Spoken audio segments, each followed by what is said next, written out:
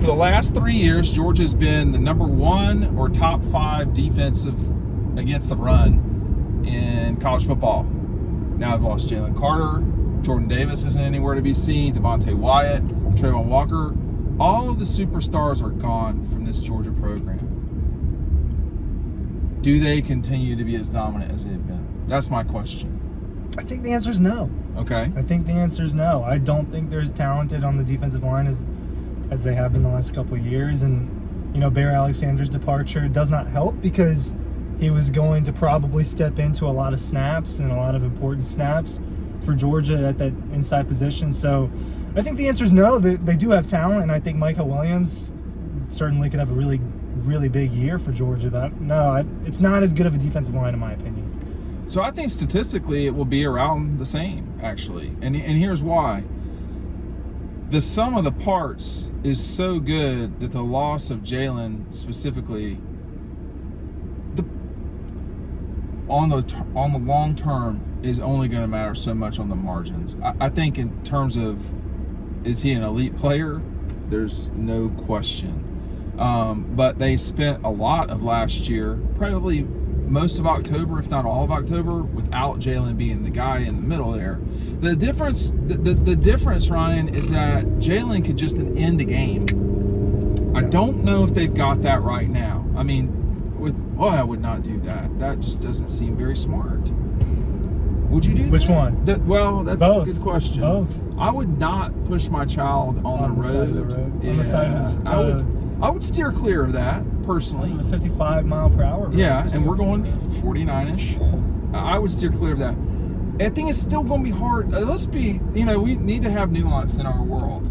You're not suggesting that they're going to be bad on the defense. Okay, go ahead. No, I don't think it's going to be long. They just don't have star power, in my opinion, on the defensive line. I think they have a lot of good players, and I think Mike Williams can be a star. But we're talking about stopping the run. Stopping the run. I think that stopping the run, I do think they're going to continue to be really good. Because their linebackers are legit, for sure. Yeah. You're worried about Chaz Chambliss, and who would be opposite him? Probably Marvin Jones Jr., right, at this point? Yeah. Are we... The inside guys, I think. Those inside guys are from the linebacker unit, or are you talking about inside on the line? Well, I think inside on the line they're pretty good too, to be honest with you. I mean, I think Nazir, who was a second team SEC player this past year. It's go time for Nazir. This is Nazir's chance. He's probably going to be their main guy on the inside. I think he's probably their best guy on the inside. He can make his way into being a first-round pick. That's the opportunity for Nazir. I was going to say, this is your chance to go from 4th or 5th to 2nd or 3rd. I don't think he'll end up being a first-round pick. Okay. I'm saying this is his chance. There's no Jalen Carter, there's no Bear Alexander, there's none of those guys, Jordan Davis or any of them. But they're so experienced, man. That line has been around for a while. You talk about Zion Logue, who I've loved for a long time. Yeah. Nazir, who is probably very undervalued.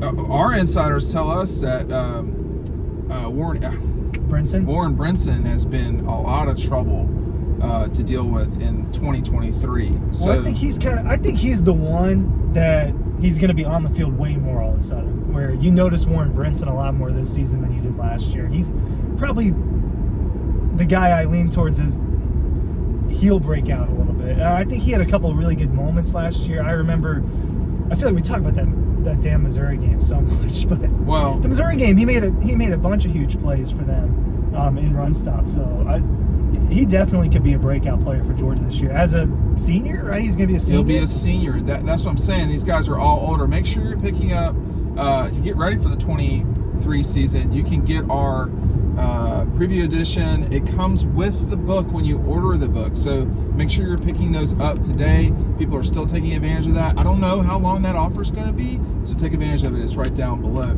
Are you going to go to Warren? I don't know if Warren is in there, but this is my first time looking at it. Oh, really? Yes. Amazing. It's just that they are so steady, this Georgia team. I didn't even mention Tremel Wather. That's my point. is we've gone through everybody, and Jamel Wathour started every single game for them last year. Tyrion Ingram-Dawkins is another guy that can just come at you in waves, man. That's the problem. That's why I don't think it. If I'm picking who's going to be the number one defense against the run, I'm still picking Georgia. If I'm, are they going to be better than last year? I don't know. You know, the 2020 defense was exceptional, and I just don't know if we're ever going to see that again in college football. This is a great representation of go ahead. defense. Just the way that image is can't laid go out. anywhere. There's all of those guys looking down at that one poor duck. There's nowhere to go, much like this congestion. Kind of a devil's advocate's perspective. I'm not saying that the line's going to be bad. I just no. Here's what could happen. One of these guys could be a star this year, and we have no idea yet. Right? Warren Brinson could end up being having an amazing season, or Nazir Stackhouse or Zion Lowe, and then my perspective will change on it if someone really steps up. If they don't have a game record, and I do think that is worrisome since they've had multiple game records the last few years. It's kind of my take on that. So the folks inside the program would tell you that, well, I don't listen, whatever. The people that I talked to, that Jalen was very up and down as a practice player. He would destroy practice by destroying practice, like, physically, or he wouldn't go as hard as he needed to go every single rep. It was problematic. So you lose that, which is the problem. There is you lose someone who has the capability to turn the lights out on a game. Can Mikael Williams do that? He's not going to do it from the interior defensive line because he doesn't play there. The linebackers are so fast. And the other problem is that you've got to deal. Who is going to double? Who's going to get the double? See, to let the linebackers run in theory. Because you knew who was getting doubles in the last few years. But I don't think you necessarily know the answer to that question. Well, but now you've got the freshman recruit from North Carolina who's going to be a big part of this, Jefferson, I think. And I've had a long day, so I forgot the name wrong. I think Jefferson's the one that's been there for a year or two now. But there's Jamal Jarrett and Jordan Hall. That's who it was, Jarrett. So you're going to have someone's going to have to eat blockers to some degree, and that might be Nazir.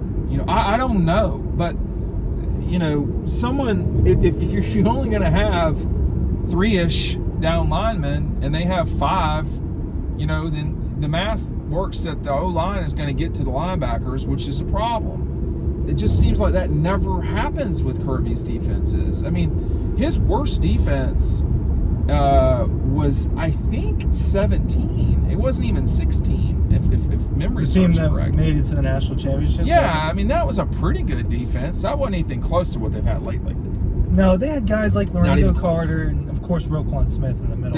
They are more robust now. Their players are thicker. They are, that year they had, arguably the best middle linebacker of that decade running around for them, which is Roquan. I mean, he mattered a lot for them. He saved them in that Rose Bowl by stopping that 3rd down and short.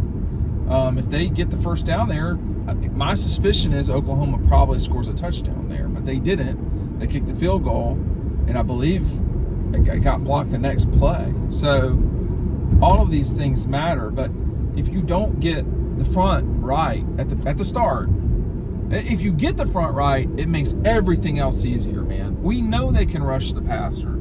Yeah, we know they can rush the passer. I think we've grown accustomed the last couple of years to just seeing the play end so much right there, right? Not even have an opportunity for the units behind to make a play.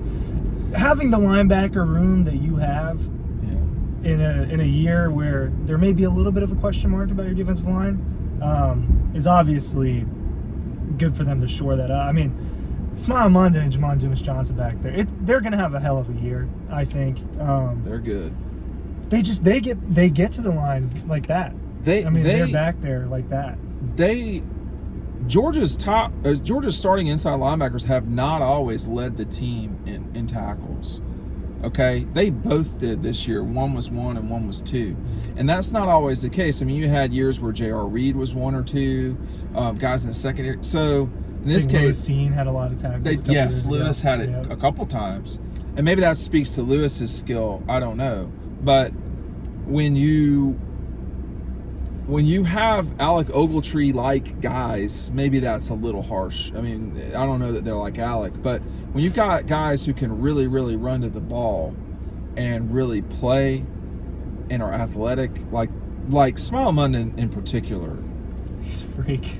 Like Dumas Johnson is really good, but Smile Munden to me is like a total freak in terms of the ability to run. I really think that Smile Munden's going to end up being a first-round pick. The challenge, dude, is if you can't run in the middle, which has been the challenge against Georgia for such a long time, then you try the edges.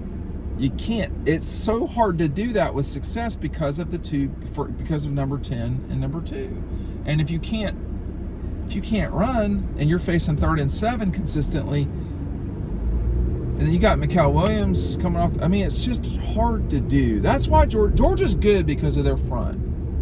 Yeah. As a program. It's interesting too, because do we think Mikael Williams is going to be as good as Trayvon was? Right. Well, I feel like they're different kind of players, though. They're different players, but that's kind of the role that he's expected to play is a similar role A to the way finisher? Trayvon.